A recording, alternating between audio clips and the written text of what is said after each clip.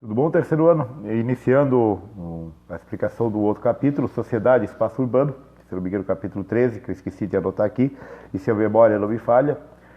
Nós vamos fazer o vídeo em duas partes, tá? Para não ser longo demais, não entediar vocês e também não ocupar muito espaço de drive, de memória, de celular e essas coisas assim. Então, essa semana uma explicação, semana que vem outra, né? Espero que vocês não fiquem chateados. Quanto mais eu explicar, menos atividade vocês fazem, né? Esta é a lógica. Então, vamos manter assim. A pegada aqui, já queremos que observe essa foto aqui, ó. O contraste entre o subúrbio, a favela, né? Não chega a ser uma favela daquelas bem desestruturadas, mas é uma favela com um condomínio de luxo. Então, como prover, uma pergunta, como prover o desenvolvimento das cidades conciliando o crescimento econômico, gestão democrática, justiça social para todos os seus habitantes? Essa pergunta nós vamos retornar mais tarde, depois da explicação das duas partes, nós vamos retornar ela na forma de atividade. Então já mais ou menos para a gente ter uma ideia do que nós queremos entender dessa explicação. Tá? Como promover o desenvolvimento da cidade onde que todas as pessoas saiam ganhando? Basicamente essa é a grande pergunta. Tá? Sociologia urbana compreende um conjunto de estudos históricos, geográficos, antropológicos, arquitetônicos e outras coisitas mais, no intuito de compreender as dinâmicas sociais da cidade moderna principalmente. Tá? Então aqui nós temos a foto do desenho de urbanidade, prevendo árvore, passeios de bicicleta, trânsito de pedestres, jardim, ajardinamento, que é um nome bonito. Então, prever um espaço onde que todas as pessoas consigam conviver harmoniosamente e felizes. Difícil isso, né? Mas é a intenção. Tá? Só para a gente lembrar, a cidade ela tinha uma configuração diferente do que foi hoje. As cidades eram vilas até por volta de 1700 para 1800, como diz aqui, ó, para 1900. Vamos botar 1800, ali na entrada de 1800, depois para frente. Até ali eram vilas, no máximo a vila supracrescida. Seria mais ou menos o equivalente hoje a tu passar pela Mãe Luzia, tu passar pelo São Bento Alto, locais pequenos onde que haviam poucas pessoas organizadas no centro comercial, alguma coisa assim parecida. Então, em meados de 1860, a Inglaterra registrou uma população urbana maior que a população rural. Foi a primeira vez na história, tá? E 10 mil anos de população vivendo em agrupamentos sociais, é a primeira vez na história que esse processo ocorreu, influenciado pelas alterações relativas à Revolução Industrial. Então, pela primeira vez na história do planeta, do ser humano moderno, que é considerado da última era do gelo para cá, 10 mil anos, que uma cidade teve mais pessoas no lugar só do que o campo, do que a roça. Tá? Isso é devido à Revolução Industrial e isso já foi explicado para vocês. O que temos de característica na Revolução Industrial? Principalmente emprego. Um local onde que oferecesse vantagens de você conseguir viver. Tá? Toda vez que nós pegamos um emprego, não é porque a gente está ali a fim de sair de casa para trabalhar todo santo dia, no santo mesmo horário, é porque nós precisamos ter condições para viver. Então, essa característica de ter aumentado e ter originado a cidade moderna. Então, uma das primeiras preocupações dos sociólogos que se dispuseram a estudar as cidades foi a ambiguidade existente entre viver em um local com milhões de pessoas de várias formações culturais e ao mesmo tempo se sentir sozinho e solitário. Então, qual é a característica básica? Aqui eu botei duas fotos para vocês entenderem. Mesmo local, praia. Eu não iria naquela praia ali extremamente aglomerada de forma alguma. Tá? Eu tenho restrições a excesso de pessoas.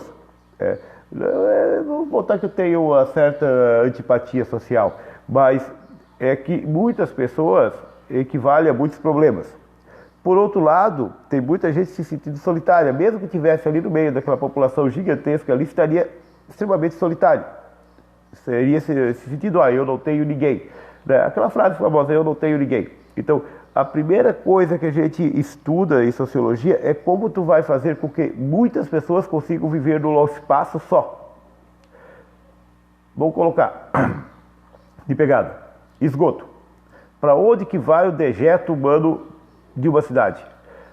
Criciúma chegou à marca de mais ou menos 200 mil pessoas no espaço urbano. Tá? Por quê? Criciúma é quase tudo espaço urbano. Tem muito pouco lugar em Criciúma que é agora campo.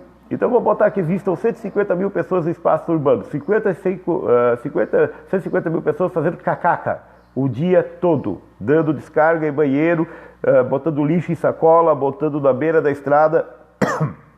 Para onde que isso vai?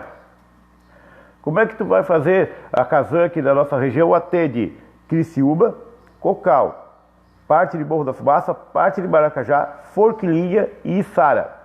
Então, são uma população de, se eu não me engano, a última vez que eu escutei, em torno de 400 mil pessoas recebendo água. Como é que essas pessoas vão receber água? Como é que eu projeto uma rua para escoar um grande fluxo de pessoas? Como é que eu cuido da segurança dessas pessoas todas? A tendência é a pessoa criticar a polícia, mas a polícia ainda é o controle social existente que nós temos. Como é que eu faço para fazer com que as pessoas não se batem? Então, é tudo uma logística que tem que ser pensada. Então, a sociologia se preocupa com isso. No século XIX, no auge da expansão das grandes cidades europeias, alguns pensadores já buscavam entender o processo, com destaque para Ferdinand Tönnies e George Simmel. O primeirinho aqui, o Tönnies, observou que as mudanças sociais eram irremediáveis. Para explicar a sua teoria, utilizou dois conceitos, ou seja, as mudanças sociais eram irremediáveis, não tinha mais como voltar atrás, as cidades estavam aí. Então ele usa duas palavras aqui que é o Gemeinschaft, que eu não sei nem pronunciar, Gemeinschaft, que são vínculos sociais estáveis, duradouros e cotidianos, e o Gesellschaft, que são os vínculos temporários efêmeros e que se esvaem rapidamente. O de cima, amizade, grupo de trabalho, pessoas que tu conhece na igreja e que tu vai lá e tu sempre bate papo, grupos estáveis, pessoas relativamente frequentes na nossa vida. Então seria o grupo do trabalho, teus amigos do trabalho, teus amigos da escola, teus amigos da igreja, familiares. Esse grupo é o que consideramos vínculo estável. O de baixo é assim, ó.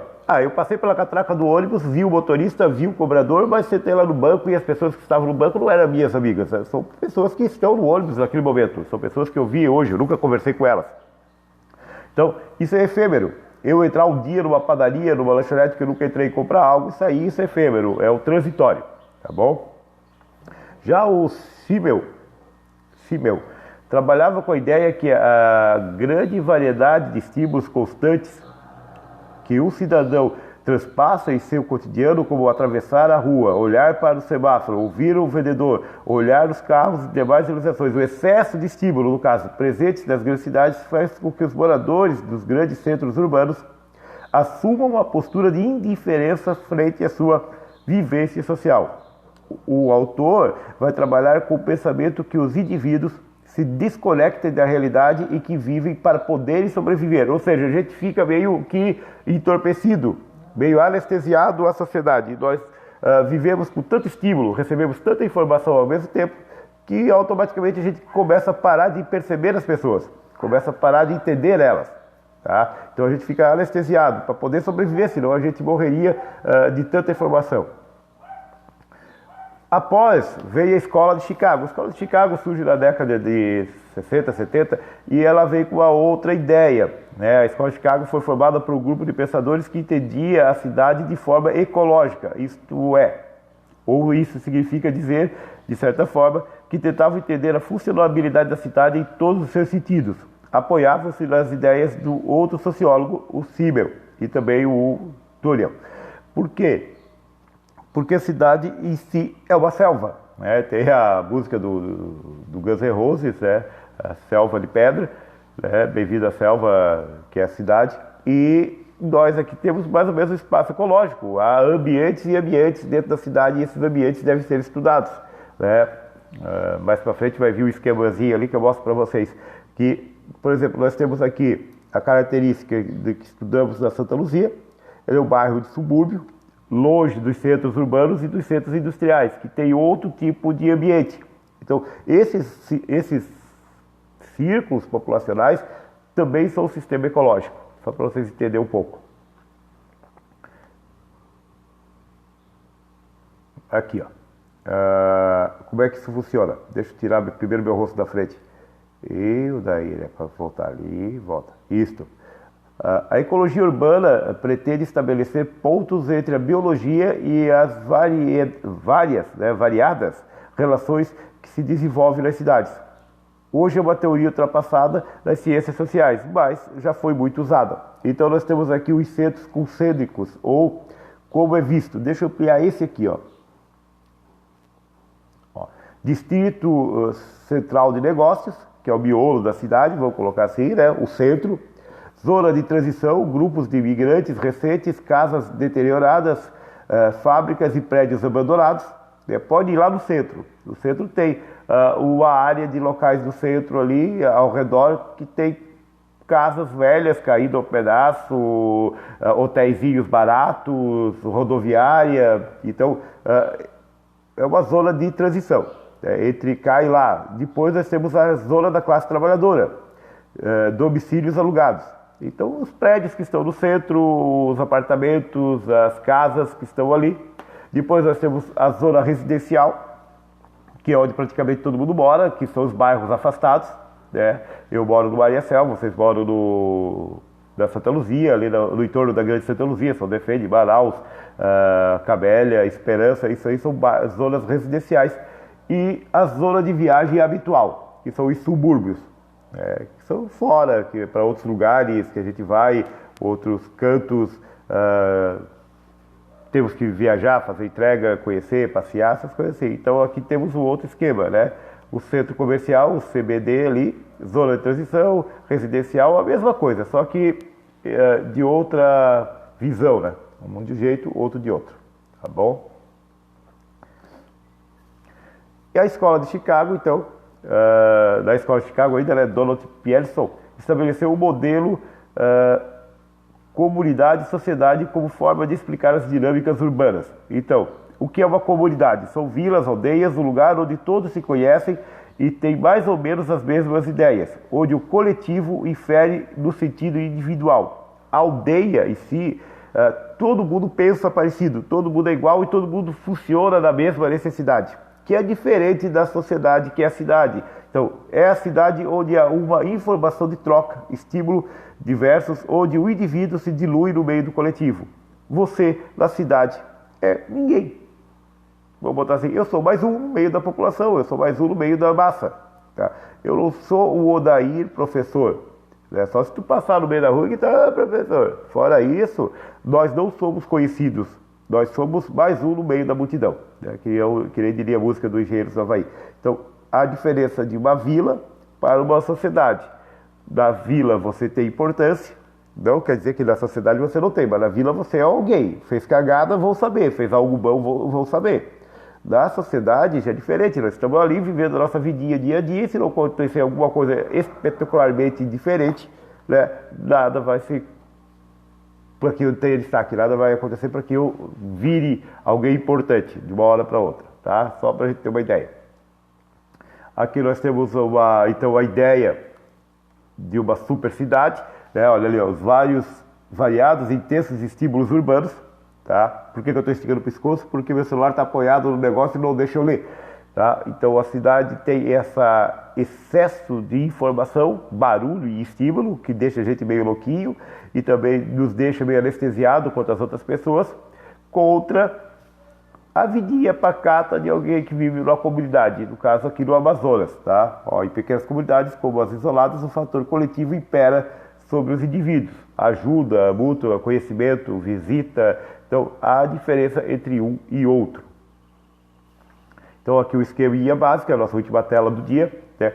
O indivíduo interage com o coletivo, que interage com as relações, que tem relações de trocas, que tem interação. Então, esse ciclo indivíduo poderia ser o contrário, indivíduo, interação com grupos, trocas, relações de trocas. Eu preciso trabalhar, eu pego dinheiro, eu compro na padaria, eu devolvo dinheiro para a sociedade, né? Também somos indivíduos de relações, por mais que eu não converse com o motorista do ônibus, eu passei e disse bom dia para ele, eu já tive uma interação e uma relação. O coletivo das muitas pessoas, isso é o esquema básico de uma cidade. tá? Então até agora nós vimos o que é uma cidade, como ela surgiu, como ela acontece. Na outra aula nós vamos ver as tensões de se viver na cidade e as dinâmicas para se controlar isso, tá bom? E no final eu já coloquei, se vocês quiserem ver fotos de algumas cidades do mundo, que é para a gente ter uma noção de como são organizadas. Algumas são projetadas, outras não. Tá bom, gente? Valeu, um abraço para todo mundo.